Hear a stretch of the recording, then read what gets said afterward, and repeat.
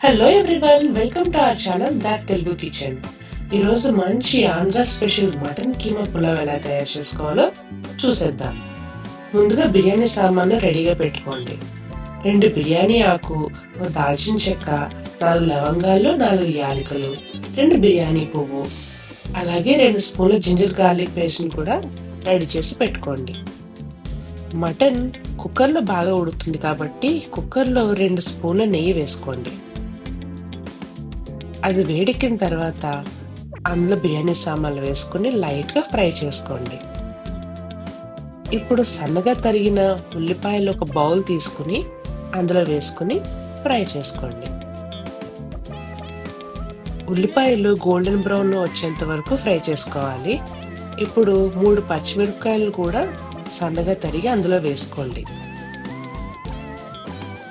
ఇవి బాగా మగ్గిన తర్వాత అందులో 2 స్పూన్ల జింజర్ గార్లిక్ పేస్ట్ని కూడా వేసుకుని ఫ్రై చేసుకోండి.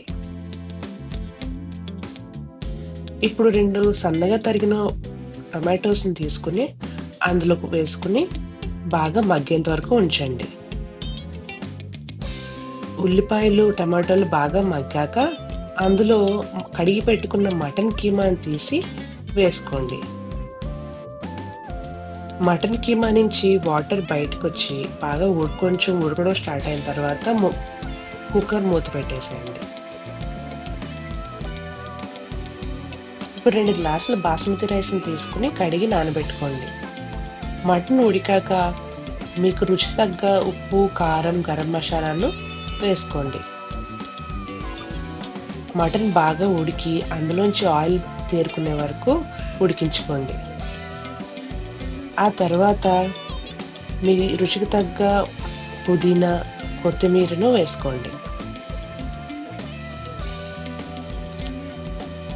ఇవన్నీ బాగా ఉడికాక కడిగి నానబెట్టుకున్న బియ్యాన్ని మటన్లో వేసి బాగా కలపండి. కలిపి లైట్గా ఫ్రై అయ్యేంత వరకు ఉంచిన తర్వాత ఇక్కడ నేను 2 గ్లాసుల బాస్మతి రైస్కి 3.5 గ్లాసులు నీళ్లు వేసి బాగా కలుపుకున్నాను. ఇవన్నీ బాగా కలుపుకున్న తర్వాత కుక్కర్ మూత పెట్టేసేయండి. పులావ్ ఉడకడానికి 10-15 నిమిషాలు పడుతుంది.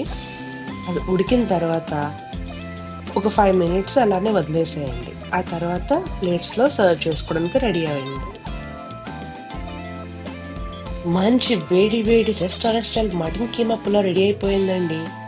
ఇక మీరు సర్వ్ చేసి కాంప్లిమెంట్స్ తీసేసుకోవడమే ఆలస్యం.